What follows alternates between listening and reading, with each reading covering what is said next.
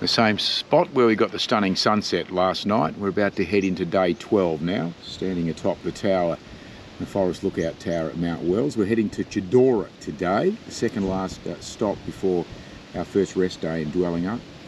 Just under 16 kilometres today, and it's a very, very flat stage, so no climbs, no great descents.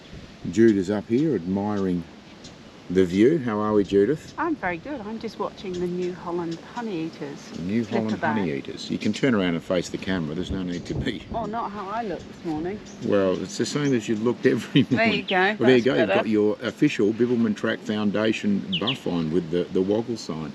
And the woggle is upside down because I pull it over my head and then it makes it the right way up. Excellent. Are you looking forward to today? No. I don't like your flat sort of days. day, is it? No, I don't like flat days. I walk too fast and then my knees hurt. Yeah. Well, so I like different footprints in different places. Well described. We'll give it our best shot anyway, folks. So we're about to finish packing, saddling up, and next stop, Chidora.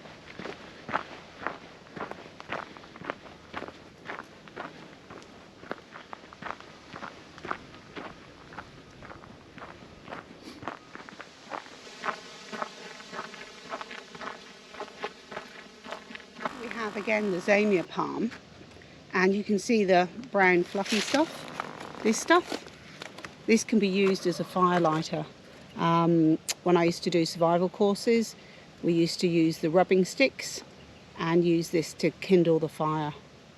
So yeah, very good for lighting fires.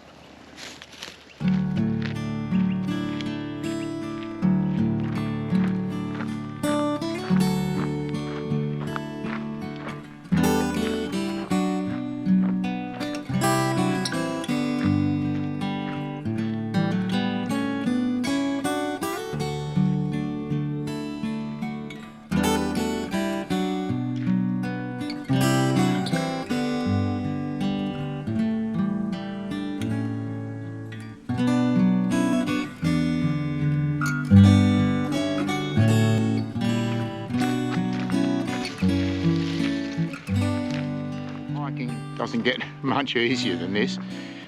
Just checking on our watches, we have climbed 3 metres since we left Mount Wells, and we have descended 303. So it's quite nice. We've come from just over 500 metres above sea level down to just over 200. Cruisy way to start the day, no doubt about that.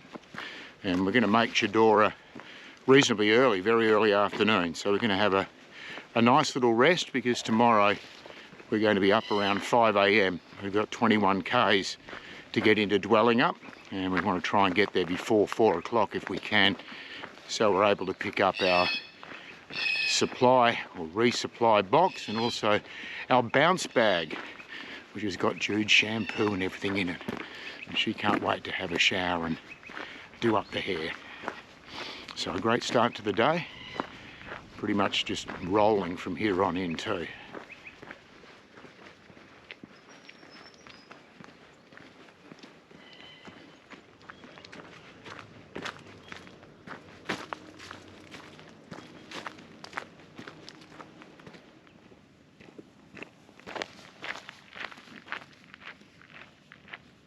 This is one of the main lines that supplies Perth with power, coming from the Muja coal-fired power station just on the outskirts of Collie. But those wires are carrying a lot of the electricity which helps fire Perth in regard to its electric grid.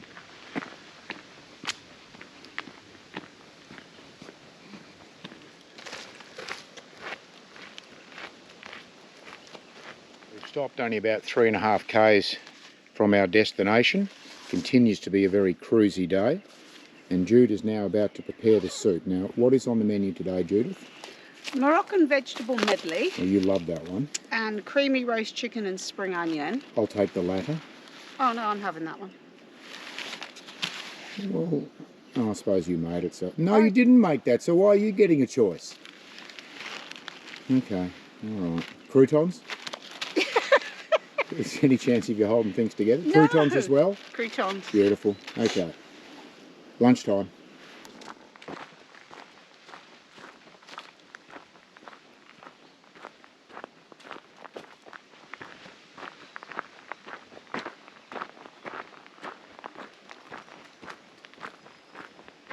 A beautiful carpet of she oak needles, softening underfoot, just helping us here. We've only got a couple of 100 metres to get to the hut, but you can even hear how it softens the footsteps as opposed to the normal gravel or different types of surfaces. But as I've said before, my favourite surface.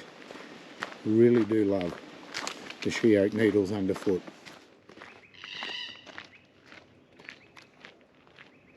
This is a little bit unusual. Normally the hut is on a little side track, sometimes a couple of 100 metres. You've got to go to get to it. Not here at Chidora. Here we are. The end of the day, day 12. Just heading down to have a look at, guess what? The old well. Chidora is actually very close to what was a logging camp, and there's still some remnants here, and I think the main remnant, from what we can gather, is a well. So we're just going to wander down and have a look at it. Chidora itself, though, actually gets its name from the defunct railway siding, a little town site close by, so they're no longer here, either of them, but that's where the name for the little camp that we're staying at tonight, Chidora. It looks like we've already arrived. Not far to walk. So it's only about empty. So it's only about 100 metres from the campsite, but that's one of the few remnants left of the logging camp that used to be right around this particular area. It's very deep, but I'm not sure there's actually anything in it. You know, I can't force anything. I can't force an outcome. If it's going to work, it's going to work. Yeah. So I just need to. Oh yeah. That's it. Indeed it is. We've walked 1 kilometre from the Chidora hut, and someone's been walking in the other direction has decided to put down 1k. Obviously someone who is looking forward to getting to the end of that particular day's walking. But spot on, we've been going for 1 kilometre.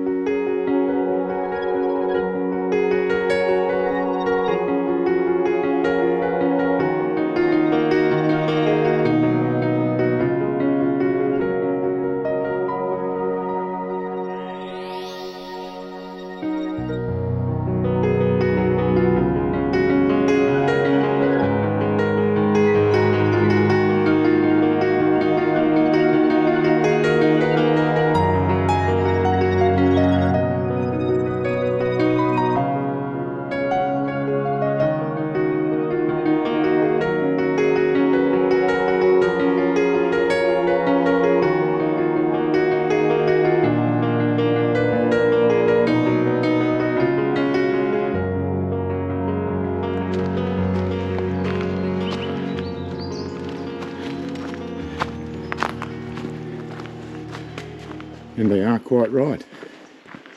You can see the early morning smoke just wafting into the air. So obviously a very recent prescribed burn just here. There's still a little bit of tiny smoulder. Actually looks like it's fog in the air or early morning mist, but it's not. It's emanating from this area just over here. That log still just lightly smouldering. It does add a bit of aroma, if you can call it that, to the air, but also a little bit of an ethereal mist, if you like.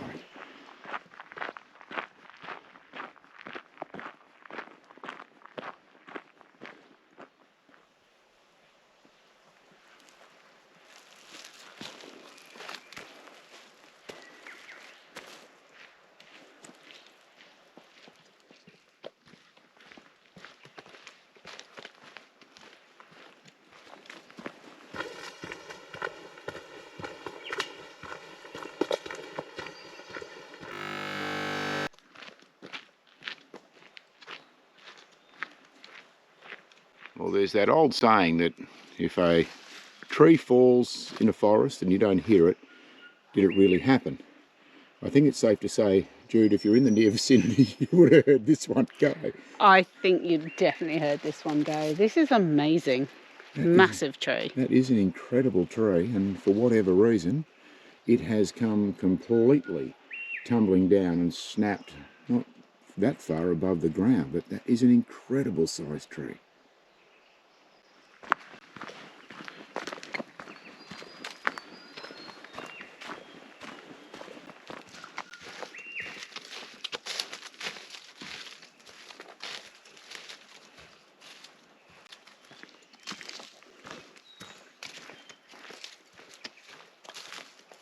Of October today, so we enter the Indigenous season of Camberang.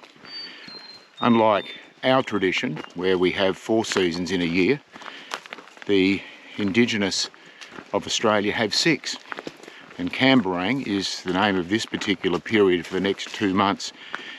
A Whadjuk word. We're still in Whadjuk territory in the Noongar Nation at the moment. It means we're actually going to be entering hotter weather now, and the main symbol of Camberang is the colour yellow.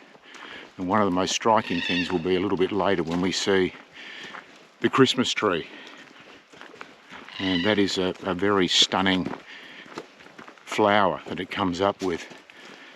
It may be flowering, I would think, in the next 4 to 6 weeks as we're wandering our way down towards Albany, the Nuccia floribunda, and it will be quite something to see. But it is interesting how the Indigenous seasons really do, I guess, mirror what they say in regard to the change of temperature, the different colours that come into the environment, whether it is more bird life, whether it's animals being born. It's an interesting way that they operate, and when you're walking through the bush and you understand a little bit about it, you can really see that how traditionally in country, or on country as they say, that's the way they're able to live their life in regard to vegetation, what may be more prolific in regard to food. But today, 1st of October, we enter Camberang, and the colours certainly in certain parts of the countryside are quite brilliant, and now we'll keep an eye out for a little bit more yellow.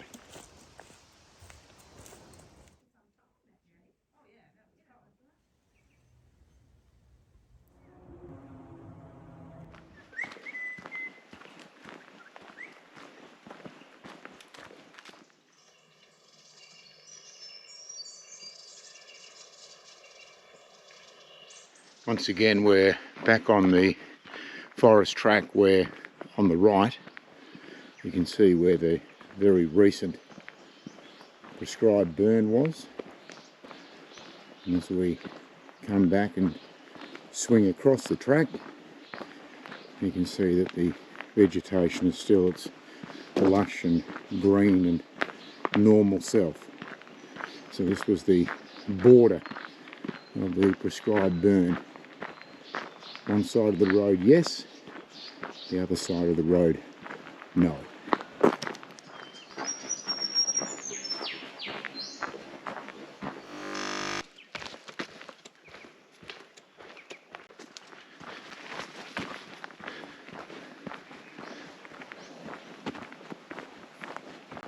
Here's where we come on now to the disused old Dwellingup Boddington rail line. So, pretty easy track to follow at the moment.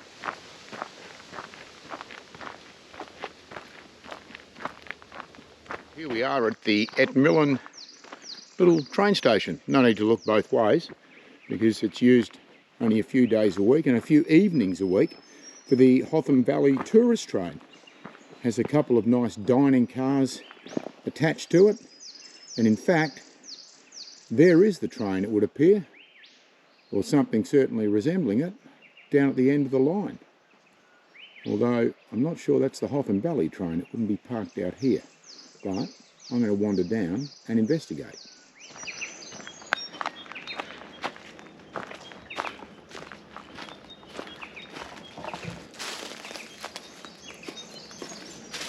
Well, there you go. It's got Hotham Valley written on the side, but it certainly isn't the one that takes people on their lovely tourist trip. First time we filmed Jude walking without a backpack. Woo! And we thought whilst we were just detouring off the bib just then, we might as well take them off and leave them at the Etmilyn station. So our luggage is there. The train now. Yeah, our luggage is there. We're going to be there very shortly, but no sign of the train. And still no sign of that train. Where is my lift?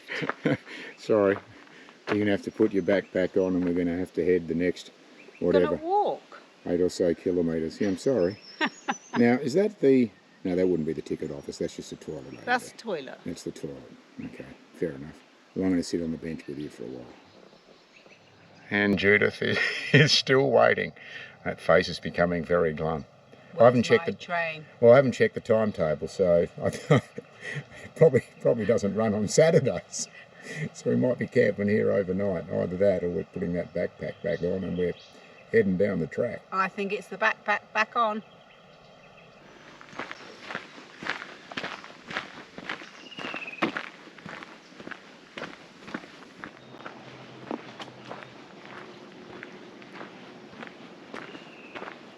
What's known as a monadnock.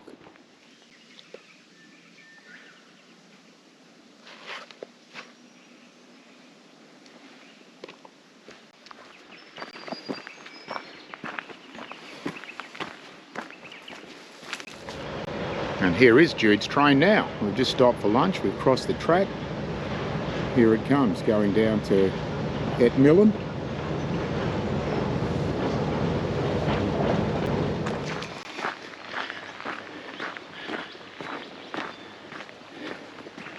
A reminder of how devastating bushfires can be in Australia. The Hollyoak town site, some 61 years ago, was completely destroyed and never rebuilt. It is only on the outskirts of Dwellingup, but the fire that also consumed a large part of Dwellingup actually destroyed this little hamlet here. And interestingly, where that date palm currently stands is where the post office was.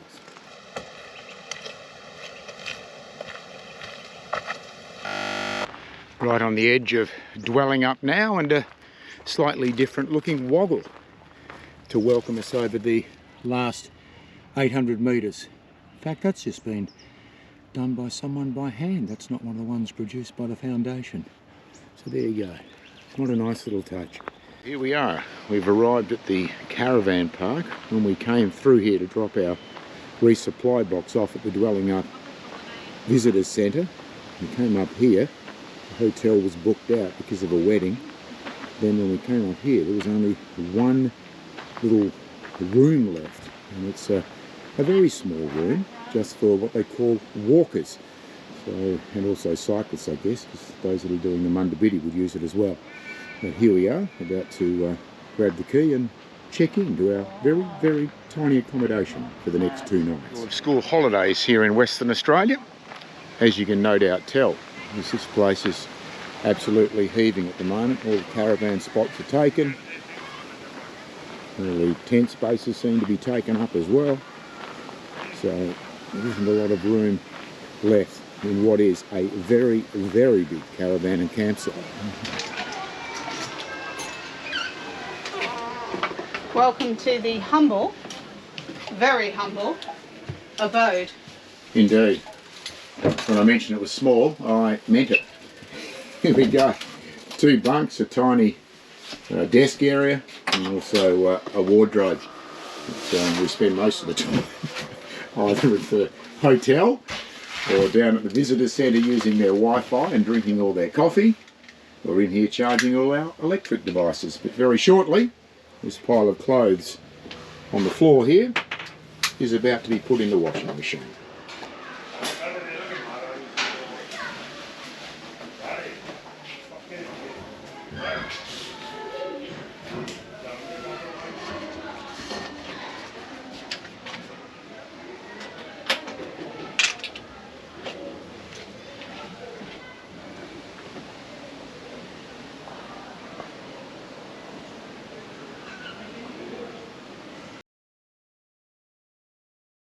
Well, time now to bid farewell to Dwellingup.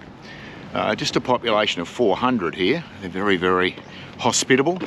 But back in 1961, one of the most severe bushfires ever in Western Australia swept through this town. Back then there was a far bigger population. 132 homes were completely destroyed, and it left 800 people homeless. And 2007, after everything was well and truly rebuilt, there was another very close call of fire that got very close to the outskirts of the town.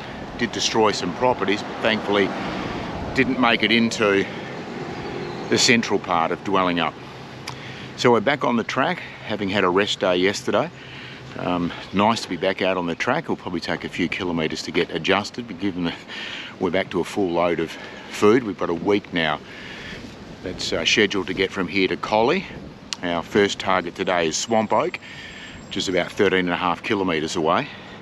One thing we haven't mentioned is that for 3 nights leading into Dwellingup, we had some terrific company, 2 ladies, Annabelle and Anne, who were staying in the camp each time where we were. We were in the huts, they were actually out there in their tents. But Anne in particular was an amazing inspiration. She's 75 years of age, and she's actually set herself a loose goal of doing a sectional end-to-end, 1,000 kilometres by the age of 80. At 69 years of age, she actually did base camp at Everest. So it made Jude and I think, both of us yet to turn 60, that there's a lot of hiking still left in us. But yeah, they were 2 lovely ladies, and Anne, as I said, was exceptionally inspirational. But at the moment, Jude's in the post office right in front of me. We've got some things that we don't need, that we've decided are surplus to our requirements after the first 2 weeks out on the trail. So she's organising to post them home now, but about to bid farewell to Dwellingup and back on the track, heading to a little camp called Swamp Oak. And we'll let you know a little bit more about that, show it to you when we actually get there.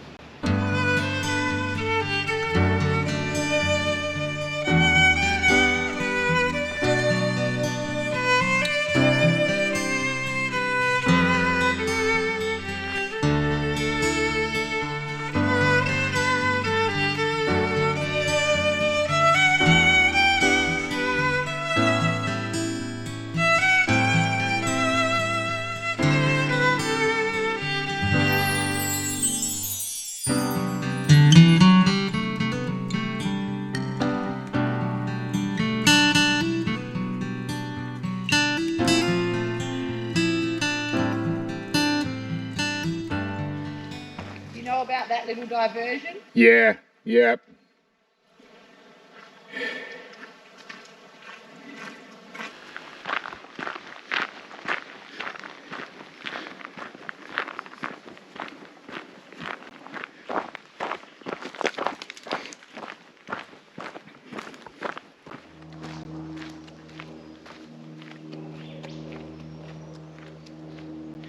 Well, that's the diversion completed, part of which was a very, very steep hill over a period of about 500 or 600 metres. It was very, very sharp. But that's where the diversion cut through, or at least that was the Bibbulmun Track behind that piece of tape. And now we're back on it proper, heading back now towards Swamp Oak, according to the watch. About 5.5 kilometres remaining, hopefully over the steepest part.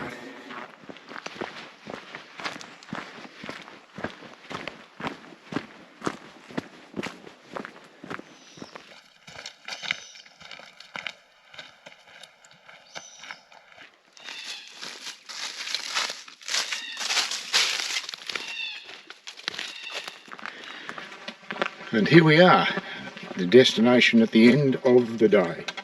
It's a little bit further than we had anticipated, or at least is in the book, because of the fact that we had a couple of very small diversions. But here we are at Swamp Oak, which looks to be quite a substantial looking hut. The penthouses on the top floor look to be very, very big compared to a lot of the other camps or huts. Very sizable. Here we have it. Swamp Oak at the end of 14.7 kilometre day. And we do actually have up here information about the diversions, which previously we haven't actually had. We see there, important notice for all walkers. Something that was missing at the previous huts.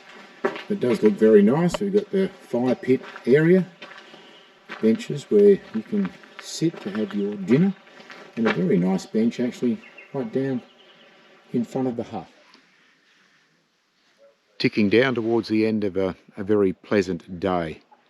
Swamp Oak is actually named after a little brook that isn't far away from the hut here. The hut itself was actually built by prisoners from the Carnet Prison Farm back in 1996, but it's in a beautiful location here. Very surprised, both of us, as to how much water was actually flowing down through the Murray River. A nice walk about a kilometre away from the campsite. There are even some mini rapids down there, and a nice pool between two sets of rapids if it was a warm day. Plenty of water in there in actual fact to actually have a swim. But this is a very, very pleasant surroundings. Jarrah and marri trees everywhere, and we're just starting to wind down towards dinner time and hopefully a good night's sleep.